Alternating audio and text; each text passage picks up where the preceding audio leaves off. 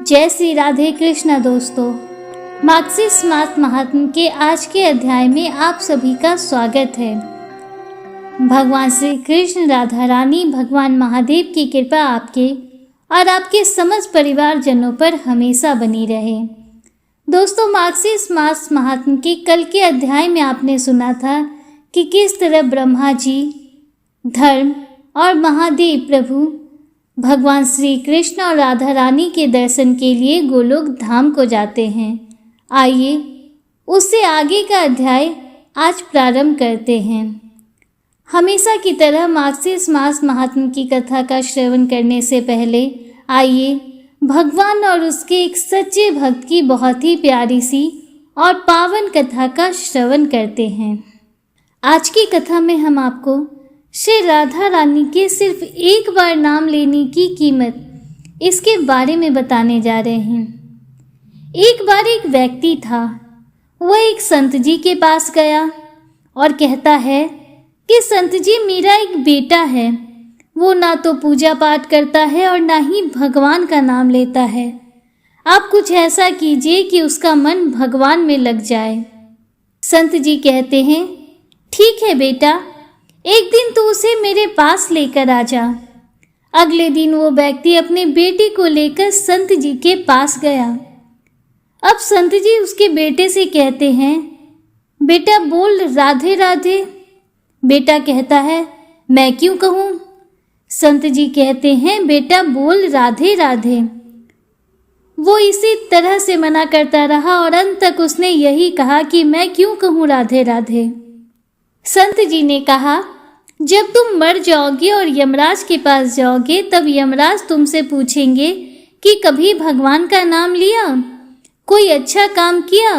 तब तुम कह देना कि मैंने जीवन में एक बार श्री राधा रानी के नाम को बोला था, बस एक बार। इतना बताकर वह चले गए। समय व्यतीत हुआ और एक दिन वह मर गया। यमराज के पास पहुंचा। यमराज ने पूछा, कभी कोई अच्छा काम किया है? उसने कहा, हाँ महाराज, मैंने जीवन में एक बार श्री राधा रानी के नाम को बोला है। आप उसकी महिमा बताइए। यमराज सोचने लगे कि एक बार नाम की महिमा क्या होगी, इसका तो मुझे भी नहीं पता है। यम बोले, चलो इंद्र के पास, वो ही बताएंगे। तो वो व्यक्ति बोला, मैं ऐसे नहीं जाऊंगा, पहले पालकी लेकर आओ, उसमें बैठकर जाऊंगा। यमराज ने सोचा ये बड़ी मुसीबत है। फिर भी पालकी मंगवाई गई और उसे बिठाया। 4 कहार लग गए। वो बोला, यमराज जी, सबसे आगे वाले कहार को हटाकर उसकी जगह आप लग जाइए। यमराज जी ने ऐसा ही किया। फिर सब मिलकर इंद्र के पास पहुंचे और बोले कि एक बार श्री राधा रानी के नाम लेने की महिमा क्या है? इंद्र बोले, महिमा तो बहुत है, पर क्या है ये मुझे भी नहीं मालूम। बोले, चलो ब्रह्मा जी को पता होगा, वो ही बताएंगे।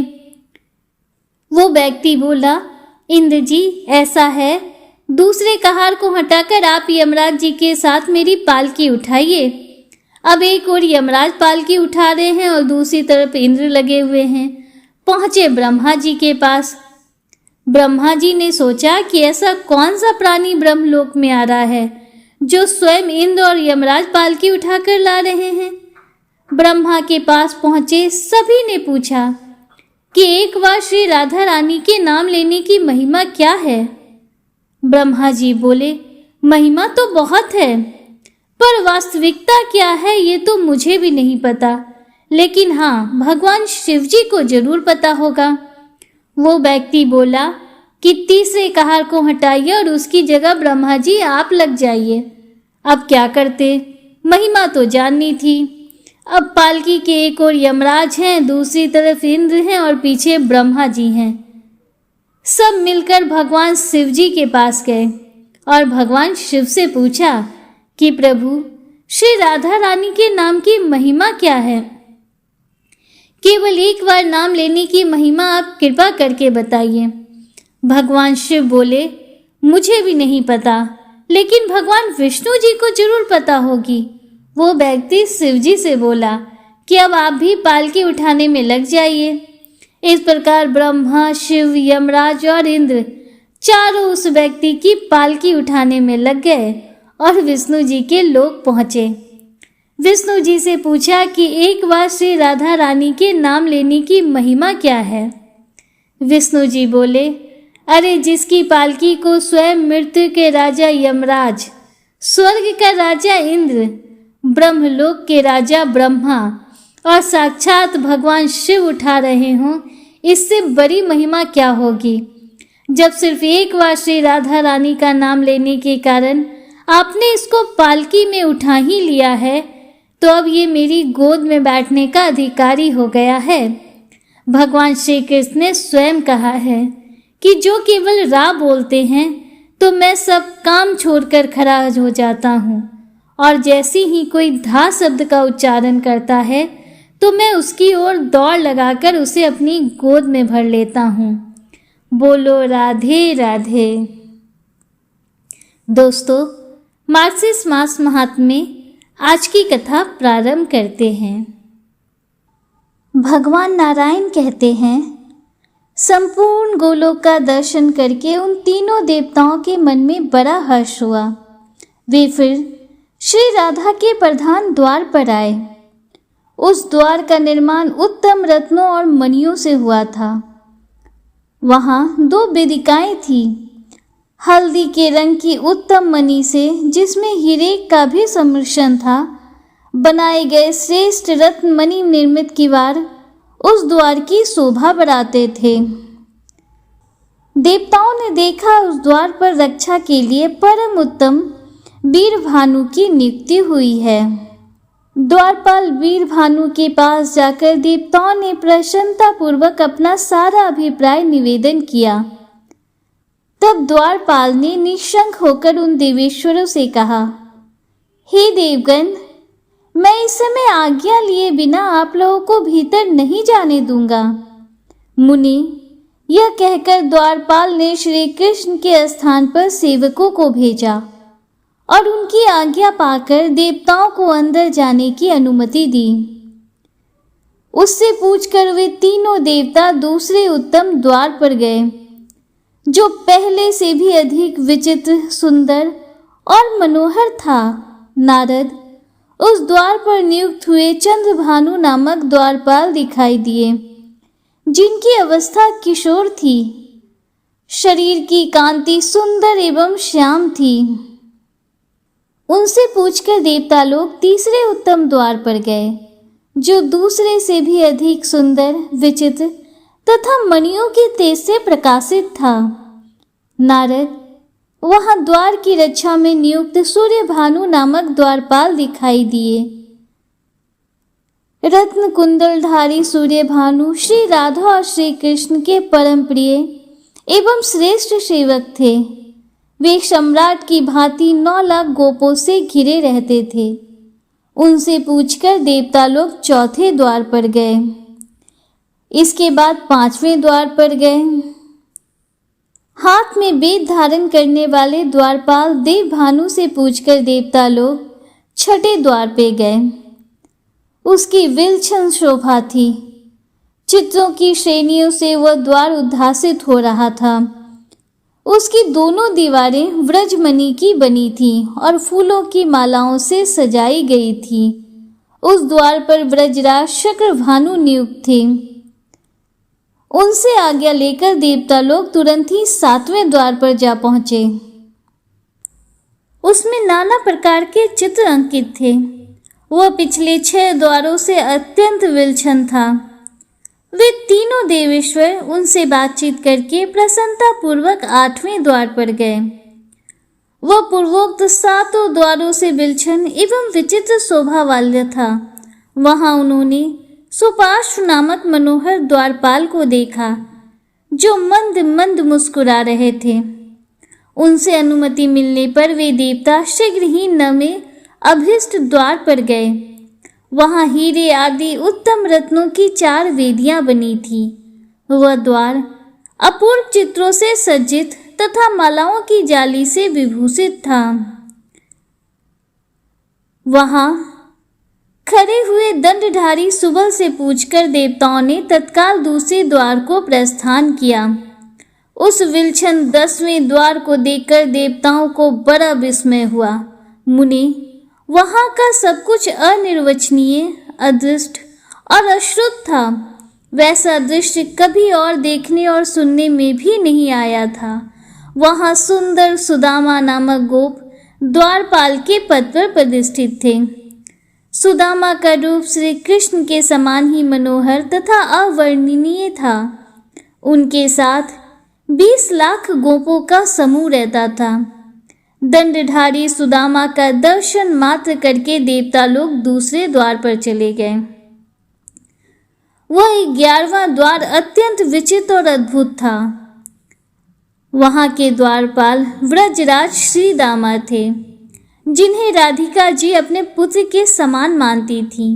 वे पीताम्बर से विभूषित थे, बहुमूल्य रत्नों पर रचित रम्य सिंहासन पर आसीन थे और अमूल्य रत्न भरन उनकी शोभा बढ़ाते थे।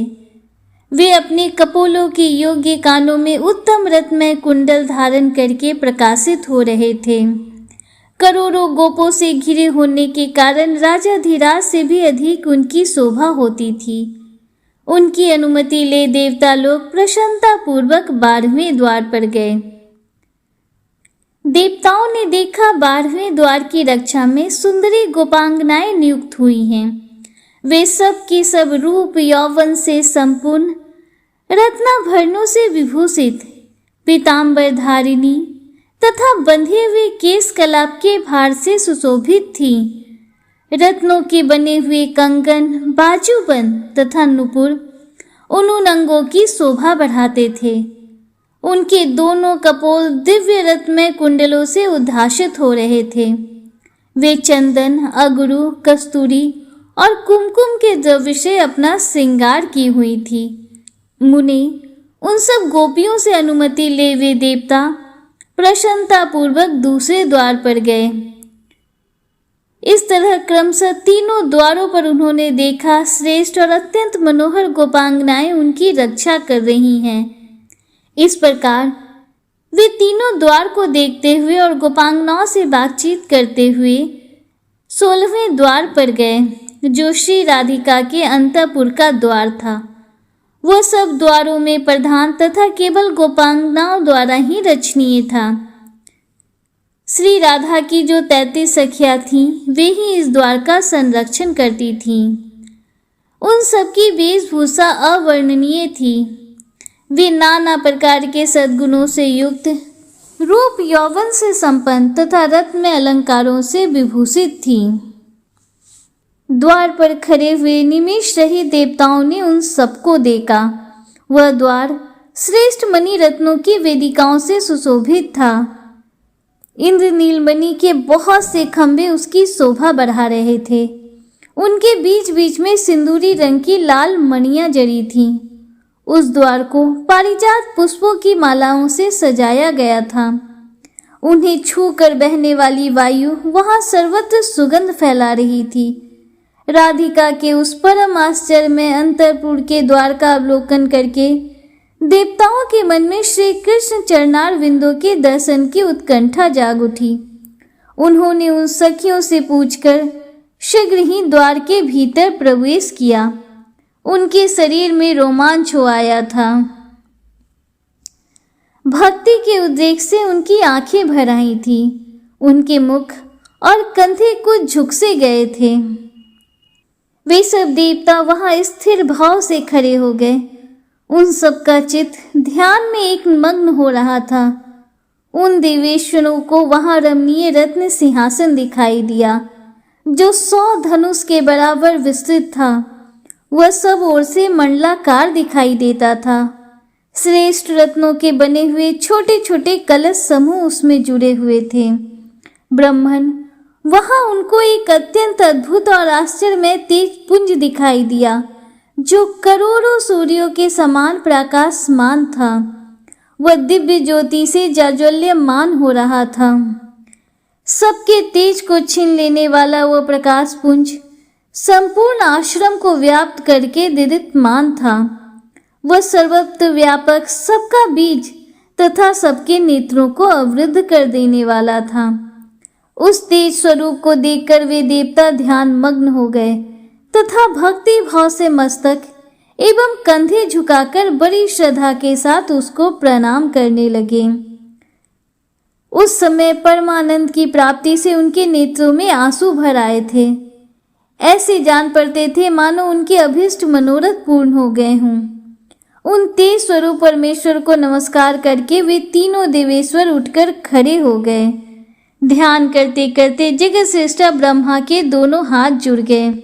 नारद, उन्होंने शिव को दाहिने और धर्म को बाएं कर लिया तथा वे भक्ति के उद्रेक से चित्त को ध्यान मग्न करके उन पर गुणातीत परमात्मा जगदीश्वर श्री कृष्ण की स्तुति करने लगे। ब्रह्मा जी बोले, जो वर, वरेण्य, वरद, वरदायकों के कारण तथा संपूर्ण प्राणियों की उत्पत्ति के हेतु हैं, उन तेज स्वरूप परमात्मा को मैं नमस्कार करता हूँ। जो मंगलकारी, मंगल के योग्य, मंगल रूप, मंगलदायक तथा समस्त मंडलों के आधार हैं, उन तेजोमय परमात्मा को मैं प्रणाम करता हूँ। जो सगुण, निर्गुण, सनातन ब्रह्म, ज्योति स्वरूप, साकार एवं निराकार हैं, उन तेजो रूप परमात्मा को मैं प्रणाम करता हूँ। समस्त देवता आपकी कला से प्रकट हुए हैं। आप श्रुतियों की पहुँच से भी परे हैं, फिर आपको देवता कैसे जान सकते हैं? आप सबके आधार, सर्व स्वरूप, सबके आदि कारण, स्वयं कारण रहित, सबका संहार करने वाले तथा अंतर रहित हैं। आप सगुण रूप हैं और विद्वान पुरुष उसी का वर्णन कर सकते हैं, परंतु आपका रूप अलक्ष्य है, अतः मैं उसका वर्णन कैसे कर सकता हूँ? आप निराकार होकर भी दिव्य आकार धारण करते हैं। आप सबके साक्षी हैं, परंतु आपका साक्षी कोई नहीं है। आप तेजोमय परमेश्वर को मेरा नमस्कार है। आपके पैर नहीं है तो भी आप चलने की योग्यता रखते हैं। नेत्रहीन होकर भी सबको देखते हैं। हाथ और मुख से रहित होकर भी भोजन करते हैं। आप तेजोमय परमात्मा को मेरा नमस्कार है।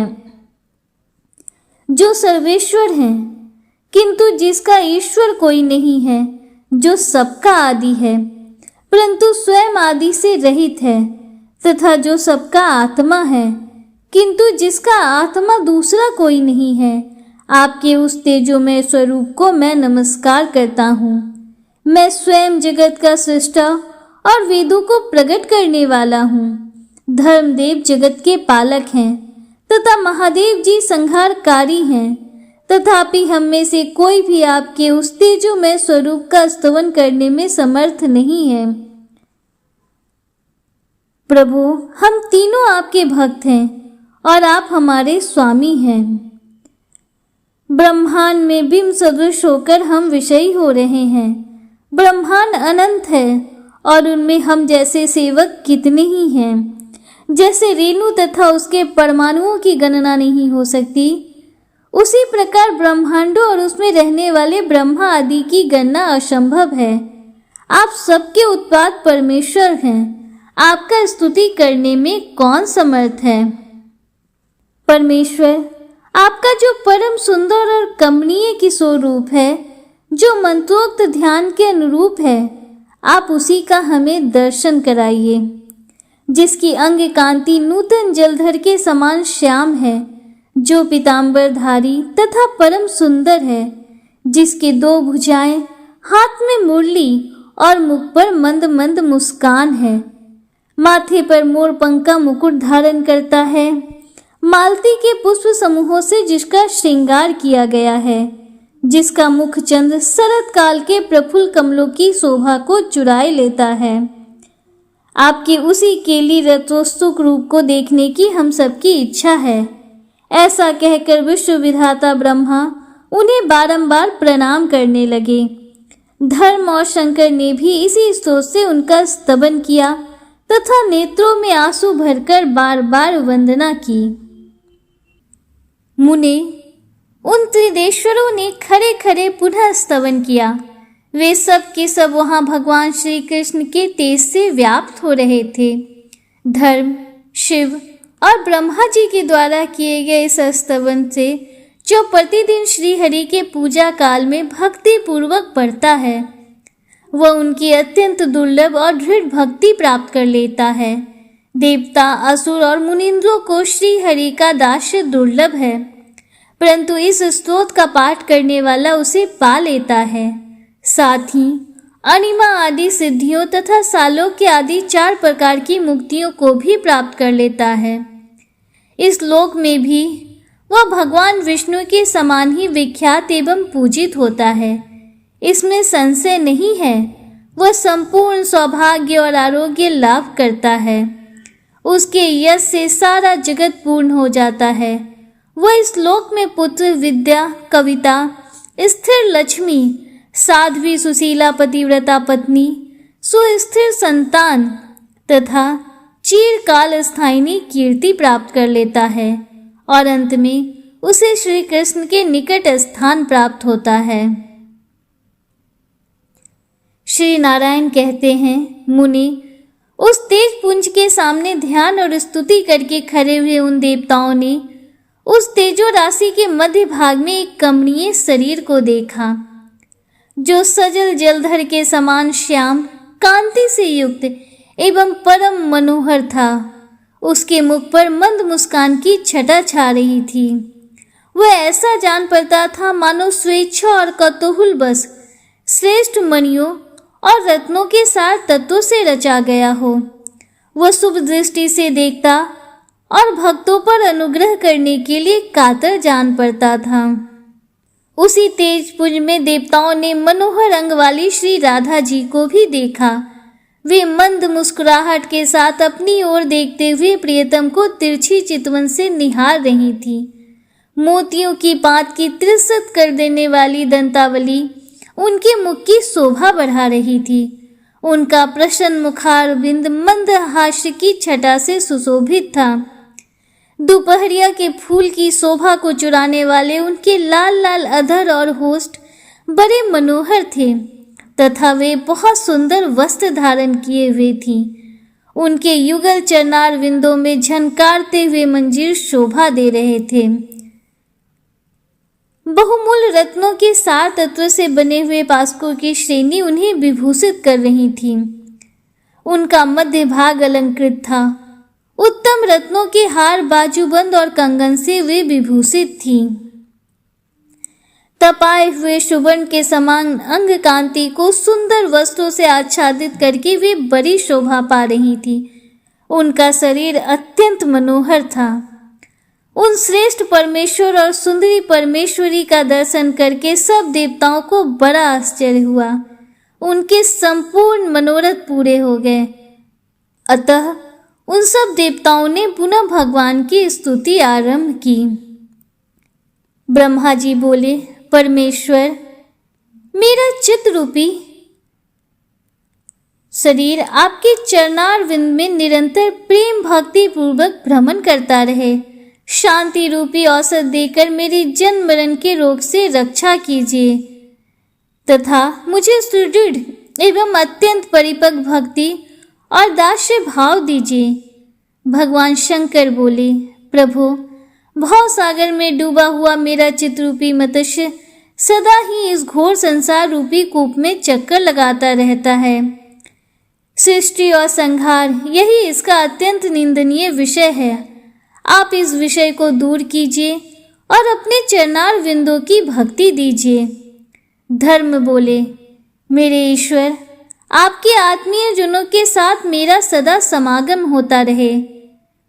जो विषय रूपी बंधन को काटने के लिए तीखी तलवार का काम देता है तथा आपके चरणार विंदों में स्थान दिलाने का एकमात्र हेतु है, आप जन्म जन्म में मुझे अपने चरणार विंदों की भक्ति प्रदान कीजिए।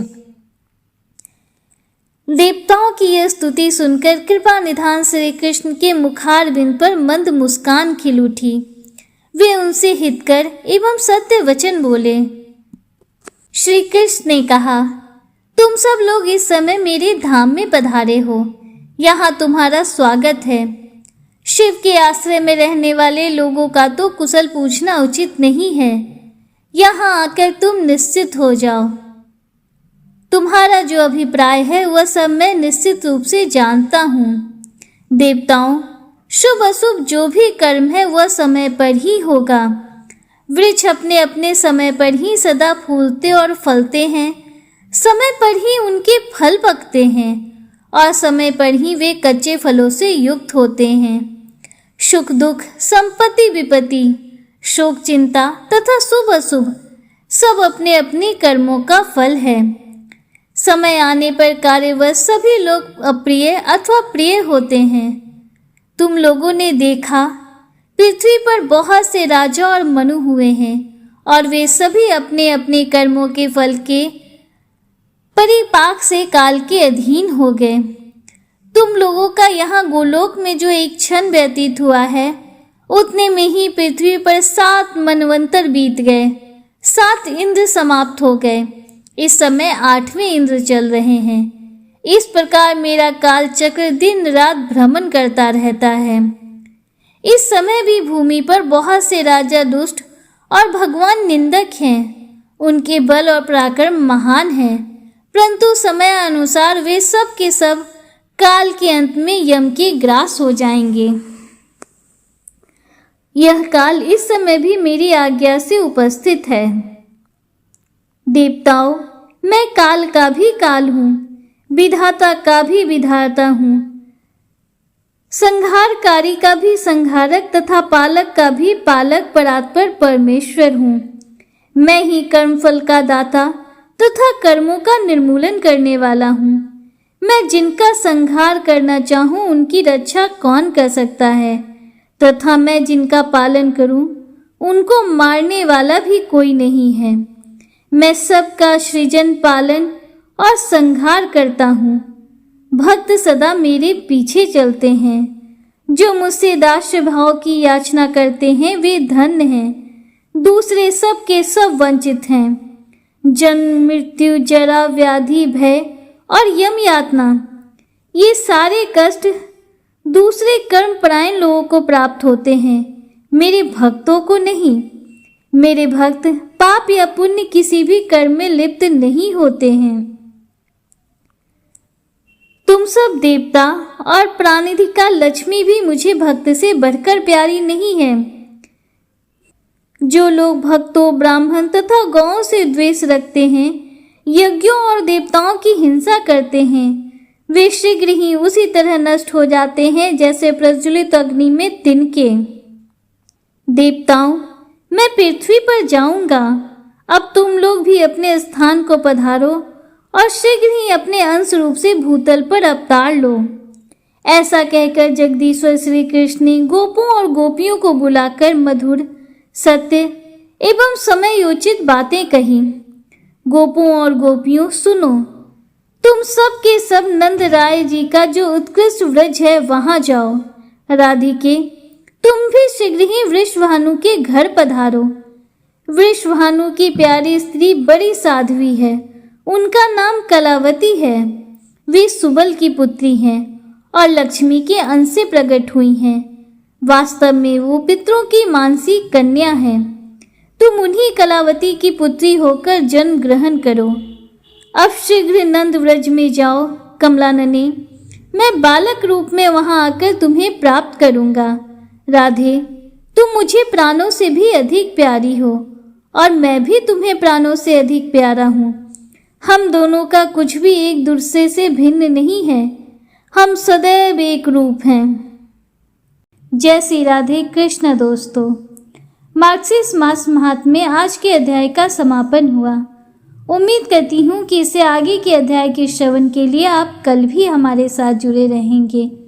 अगर आपको वीडियो थोड़ी सी भी अच्छी लगी हो तो वीडियो को लाइक कीजिए, दूसरों के साथ शेयर कीजिए, कमेंट में हर हर महादेव, जय श्री राधे कृष्णा जरूर लिखिए। अगर आप हमारे चैनल पर पहली बार आए हैं तो चैनल को सब्सक्राइब कीजिए, बेल आइकन जरूर प्रेस कीजिए, जिससे आगे भी आपको ऐसी ही रोचक जानकारियाँ मिलती रहें। मिलते हैं आपसे अगले वीडियो में, तब तक के लिए हर हर महादेव, जय श्री राधे कृष्णा। राधे राधे, जय माता दी।